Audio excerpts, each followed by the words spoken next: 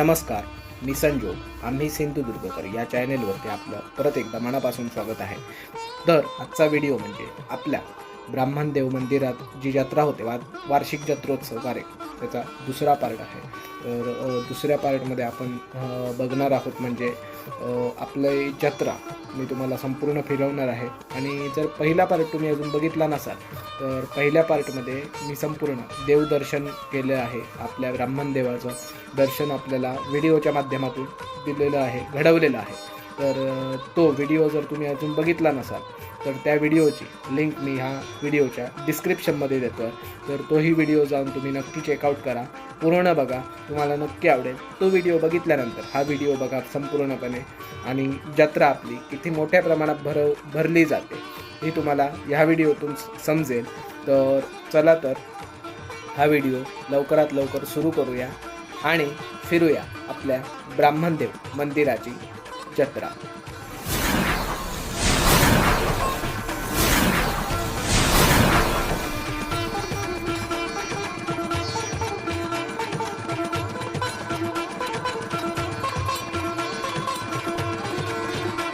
तर सर्वात पहिलं म्हणजे आम्ही दर्शन करून झाल्यानंतर जत्रा फिरायला निघालो तेव्हा सर्वात पहिलंच आमच्या डावीकडे म्हणजे ही फुग्यावाल्यांची दुकानं दिसलेली आम्हाला. तर अशी दुकानं होती आणि सर्व डाव्या बाजूला लाईनमध्ये खेळण्यांचीच दुकानं होती. ती पण मी तुम्हाला थोड्या वेळाने दाखवेनच. आणि आम्ही जेव्हा जत्रेमध्ये उतरलो म्हणजे सुमारे 10:30 पावणे 11च्या वेळ होती. तर त्यावेळी ह्या प्रमाणात काही गर्दी होती, म्हणजे चांगली गर्दी होती ह्यावेळी. तर आता मी जास्त काही बोलत राहणार नाही. तुम्ही बॅकग्राऊंड म्युझिक एन्जॉय करा आणि तुम्ही माझ्याबरोबर व्हर्च्युअली जत्रा फिरा.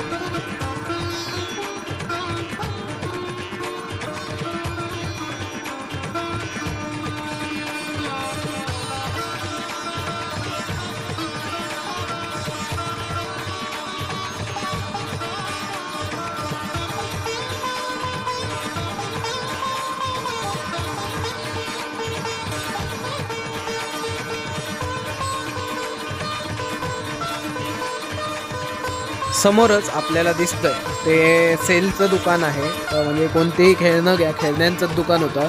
तर ते कोणतीही खेळणी खरेदी करा तुम्ही, ते 100 रुपयाला आपल्याला मिळतील. तर त्या दुकानात बऱ्यापैकी गर्दी होती आणि जवळजवळ लहान मुलांचीच ही जत्रा म्हणावी लागेल, कारण लहान मुलांना खेळणी वगैरे घ्यायला मिळतात जत्रेत मोठ्या प्रमाणात. तर आमच्याबरोबरही आमचा पुतण्या आहे छोटा, तर त्यालाही आता काहीतरी घेऊन देणार आहेत. तर तिथे पण आपण जाणार आहोत.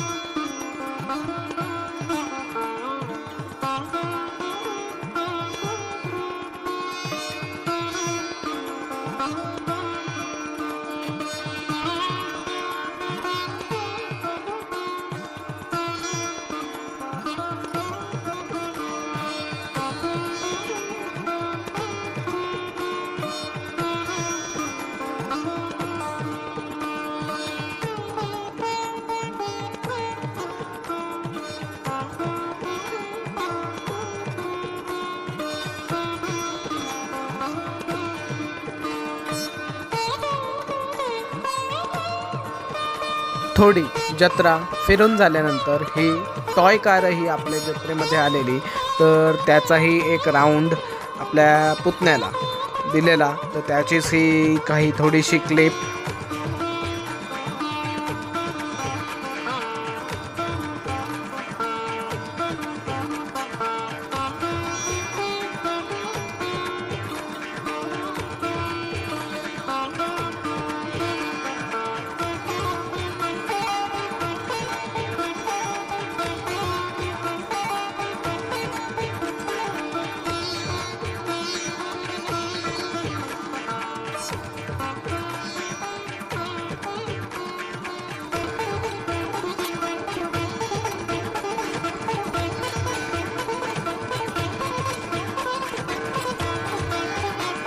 त्यानंतरच आम्ही थोड्या वेळाने जत्रा थोडी अर्धी मुर्दी फिरून झाल्यानंतर आम्ही जरासा शेवपुरीचा आस्वाद घेतला, त्यावेळीची ही क्लिप.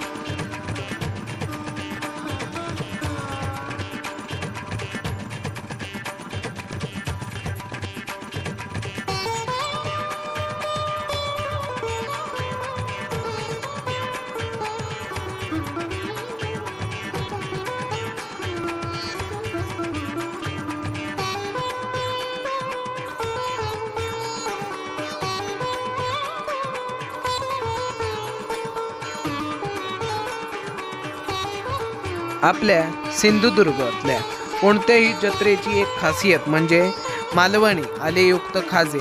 ते आपल्या समोर हे दिसत आहे, तेच आम्ही खरेदी करत होतो त्यावेळीची ही क्लिप.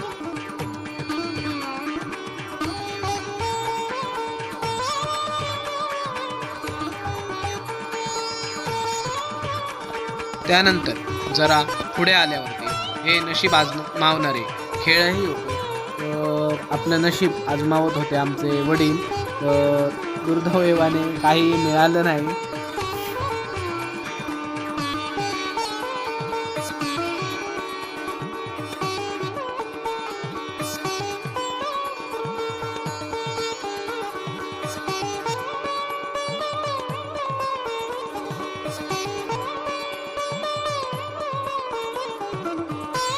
त्यानंतरच थेट जरा पुढे आल्यावरती आम्हाला गरम गरम जिलेबी काढतानाही दिसली, तर तीही आम्ही खरेदी केली थोडीशी गरम गरम जिलेबी. त्याची काहीही क्लिप थोडीशी.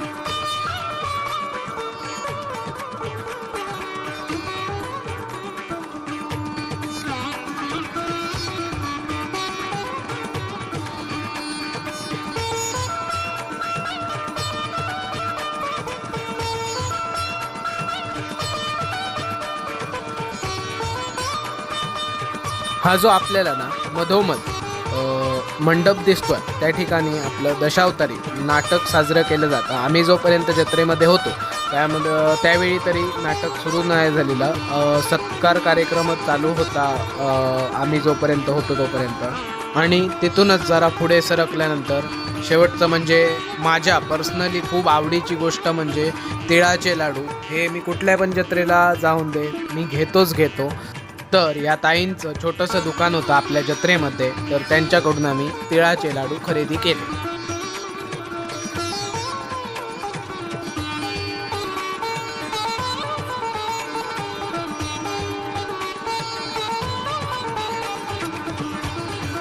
तर सगळी आता जत्रा फिरून झाल्यानंतर वेळ आली आहे ती आता घरी जाण्याची. जत्रा फिरून खूप छान वाटलं. आपल्यालाही व्हिडिओ कसा वाटला नक्की कमेंट करून सांगा. व्हिडिओ जर आवडला तर लाईक करायला अजिबात विसरू नका आणि चॅनेल आपला सबस्क्राईब करा अशाच व्हिडिओंसाठी.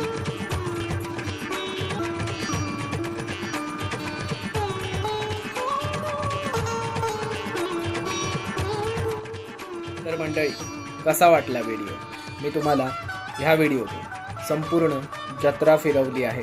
तर व्हिडिओ कसा वाटला हे नक्की कमेंट सेक्शनमध्ये सांगा आणि व्हिडिओ आवडला तर नक्की एक लाईक करा आणि शेअर करायला अजिबात विसरू नका. आमच्या ब्राह्मणदेव मंदिराची जत्रा तुम्हाला कशी वाटली हे नक्की कमेंट करून आधी सांगा. आणि ह्या व्हिडिओचा पहिला पार्ट जर तुम्ही अजून बघितला नसाल तर पहिल्या पार्टची लिंक डिस्क्रिप्शन बॉक्समध्ये आहे. तर तोही व्हिडिओ जाऊन नक्की पूर्ण बघा, तुम्हाला नक्की आवडेल. त्याही व्हिडिओत संपूर्ण आपल्या ब्राह्मणदेवाचं दर्शन मी घडवलेलं आहे आपल्या सर्वांना व्हिडिओच्या माध्यमातून. तर तोही व्हिडिओ आपल्या सर्वांना नक्की आवडेल अशी मी आशा बाळगतो आणि हा व्हिडिओ इथेच थांबवतो. धन्यवाद.